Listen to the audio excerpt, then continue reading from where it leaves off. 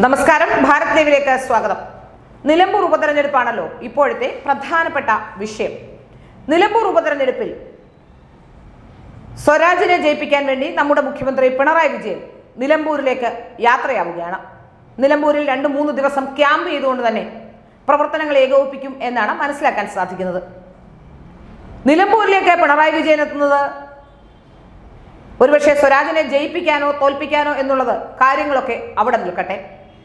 ഏതായാലും 2021 ശേഷം മുഖ്യമന്ത്രി പിണറായി വിജയന് കാലം അത്ര നല്ലതല്ല. 2021 വലിയ മെജോറിറ്റിയിൽ അധികാരത്തിൽ വന്ന പിണറായി വിജയൻ പിന്നീട് പല തെരഞ്ഞെടുപ്പുകളിലും ലീഡ് ചെയ്തിട്ടുണ്ട്. ഈ തെരഞ്ഞെടുപ്പുകളിലെല്ലാം അദ്ദേഹം നേതൃസ്ഥാനത്ത് എത്തുമ്പോഴേക്കും തെരഞ്ഞെടുപ്പുകളിൽ മിക്കവതും തോൽവി തന്നെയാണ് ഉണ്ടായിട്ടുള്ളത്. ഏതാണ്ട് നിയമസഭയിലും ലോക്സഭയിലുമായി 25ഓളം തെരഞ്ഞെടുപ്പാണ് 2021 ശേഷം നമുക്ക് അഭിമുഖീകരിക്കേണ്ടി വന്നിട്ടുള്ളത്. അതിൽ ഏതാണ്ട് 23ഓളം തെരഞ്ഞെടുപ്പുകളിൽ പിണറായി വിജയൻ കൈപിടിച്ചുയർത്തിയ സ്ഥാനാർത്ഥികളെല്ലാം തോറ്റു എന്നുള്ളതാണ് ചരിത്രം. 2 സ്ഥലത്ത് മാത്രമാണ് വിജയം കൈവരിക്കാൻ കഴിഞ്ഞ കാലഘട്ടങ്ങളിൽ കഴിഞ്ഞിട്ടുള്ളത്. 2021 99 സീറ്റുമായി തുടർഭരണവുമായി അധികാരത്തിലെത്തുമ്പോൾ അടുത്ത തിരഞ്ഞെടുപ്പുണ്ടായത് തൃക്കാക്കരയിലായിരുന്നു. അന്ന് മുഖ്യമന്ത്രിയുടെ മരുമകൻ കൂടിയായ മുഹമ്മദ് റിയാസ് പറഞ്ഞത് 99 എന്നത് 100ലേക്ക് എത്തും എന്നാണ്. തൃക്കാക്കര ഉപതെരഞ്ഞെടുപ്പിൽ ഉമാ തോമസ് മത്സരിക്കുന്നു.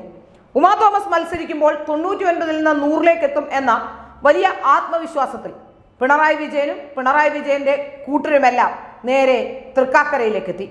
ഒരുപക്ഷെ സെക്രട്ടേറിയറ്റിന്റെ ഭരണം പോലും, സെക്രട്ടേറിയറ്റിന്റെ ആസ്ഥാനം പോലും അവിടെ തൃക്കാക്കരയിലാക്കിയിരുന്നു.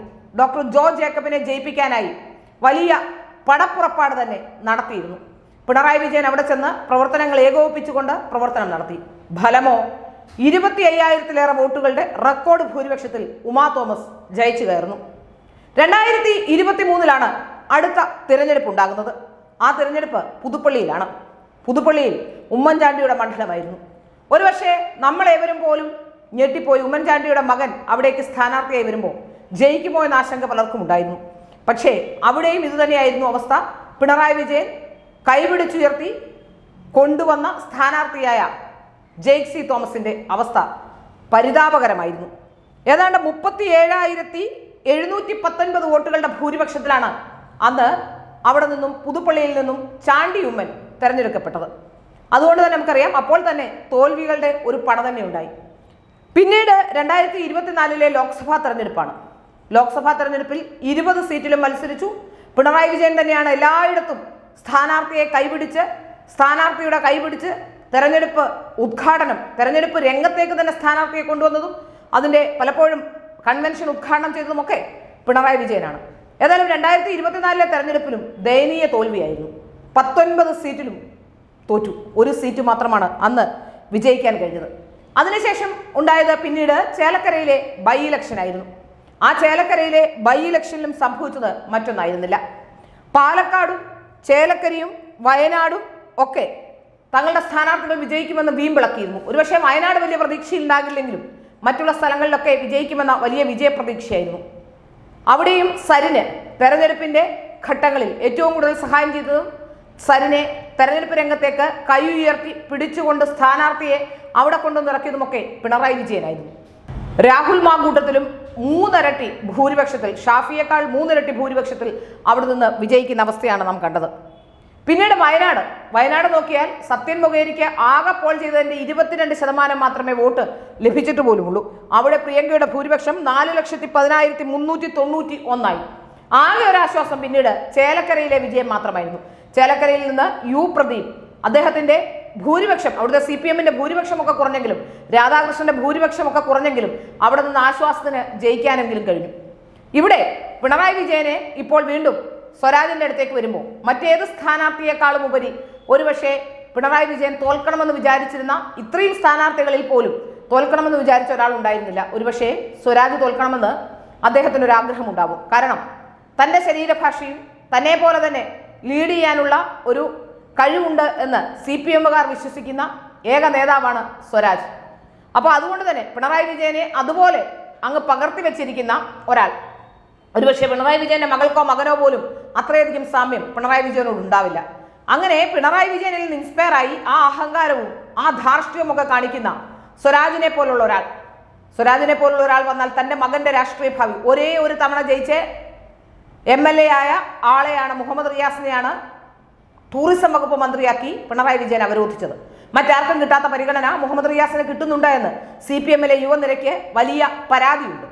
ഷംസീർ അടക്കമുള്ളവർ എവിടെ പോയി എന്ന് നമുക്കറിയില്ല.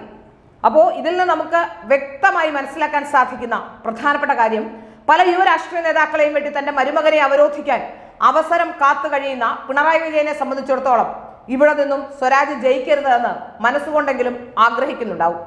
ഏതായാലും പിണറായി വിജയൻ കഴിഞ്ഞ കാലഘട്ടങ്ങളിലെല്ലാം തെരഞ്ഞെടുപ്പ് രംഗത്തേക്ക് കൺവെൻഷനുകളിൽ കൈപിടിച്ച് കടന്നു വന്നിട്ടുള്ള സ്ഥാനാർത്ഥികളെല്ലാം അഡപടലം തോക്കുകയാണ് ചെയ്തിട്ടുള്ളത്. ആകെ 2 സ്ഥാനാർത്ഥികൾ മാത്രമാണ് ആശ്വാസത്തിനെങ്കിലും ജയം കണ്ടെത്തിയത്. അതുകൊണ്ട് തന്നെ പിണറായി വിജയൻ കൈപിടിച്ചുയർത്തി പിണറായി വിജയന്റെ എല്ലാ ആശീർവാദത്തോടും കൂടി അവിടേക്ക് എത്തുന്ന സ്ഥാനാർത്ഥി, നിലമ്പൂരിലേക്ക് എത്തുന്ന സ്ഥാനാർത്ഥി M സ്വരാജ് വിജയിക്കുമോ എന്ന് നമുക്ക് കണ്ടറിയുക തന്നെ വേണം. ഏതായാലും കാര്യങ്ങളും ഒരു ലക്ഷണശാസ്ത്രവും അത്ര അനുകൂലമല്ല പിണറായി വിജയൻ എത്തുമ്പോൾ എന്നാണ് പല മണ്ഡലങ്ങളിൽ നിന്നും നമുക്ക് മനസ്സിലാക്കാൻ സാധിക്കുന്നത്. ഭരണവിരുദ്ധ വികാരം ഏറ്റവും നന്നായി പ്രകടിപ്പിക്കാനുള്ള ഒരു തെരഞ്ഞെടുപ്പ് എന്ന രീതിയിൽ, ഭരണത്തിന്റെ വിലയിരുത്തലെന്ന് എല്ലാവരും പറയാൻ തോന്നുന്ന ഒരു തെരഞ്ഞെടുപ്പ് എന്ന രീതിയിൽ തീർച്ചയായും വലിയ ദോഷം തന്നെ ഉണ്ടാകും. തെരഞ്ഞെടുപ്പ് അടുക്കുമ്പോൾ മാധ്യമങ്ങൾക്കും മറ്റും ചില ഇപ്പോഴും അനുവദിച്ചിട്ടുണ്ട് 7 കോടി രൂപ. തെരഞ്ഞെടുപ്പ് അടുക്കുമ്പോൾ മാധ്യമങ്ങളെ തൊട്ടും തലോടിയും ഒക്കെ കടന്നു പോകുന്ന പിണറായി വിജയൻ അല്ലാത്ത സമയത്ത് മാധ്യമങ്ങളെ കടക്ക് പുറത്തുനിന്ന് അലറി വിളിക്കുകയും ചെയ്യും. ഏതായാലും സ്വരാജിന്റെ വിജയം വരുന്ന ഭരണത്തിലേക്കുള്ള സൂചകമാണോ എന്ന് ജനങ്ങൾ ഉറ്റുനോക്കുന്ന സമയത്താണ് ഈ തെരഞ്ഞെടുപ്പ് കൂടി വരുന്നത്. 6 മാസത്തിനുള്ളിൽ വരാൻ പോകുന്ന തെരഞ്ഞെടുപ്പുകൾ, തദ്ദേശ സ്വയംഭരണമായാലും അടുത്ത നിയമസഭയിലേക്കുള്ള തെരഞ്ഞെടുപ്പുകളൊക്കെ ആയാലും വലിയ മാറ്റത്തിന്റെ മുന്നോടിയാകുമോ അല്ലെങ്കിൽ ഈ തുടർഭരണം ഉണ്ടാകുമോ എന്നൊക്കെ നമുക്ക് ഏകദേശം ഒന്ന് കണക്കുകൂട്ടാവുന്ന ഒരു തെരഞ്ഞെടുപ്പ്. ആ തെരഞ്ഞെടുപ്പിലേക്കാണ് ഇപ്പോൾ നിലമ്പൂരും പോകുന്നത്. M സ്വരാജ് ഇതിൽ വിജയം കണ്ടെത്തുമോ, അതോ സാധാരണ പിണറായി വിജയൻ കൈപിടിച്ചുയർത്തിയ 23 സ്ഥാനാർത്ഥികളെ പോലെയാകുമോ, ജയിച്ചു കയറിയ 2 സ്ഥാനാർത്ഥികളുടെ ലിസ്റ്റിലേക്കാണോ സ്വരാജ് പോകുന്നതെന്ന ചോദ്യം കൂടി ബാക്കിയാക്കുകയാണ്.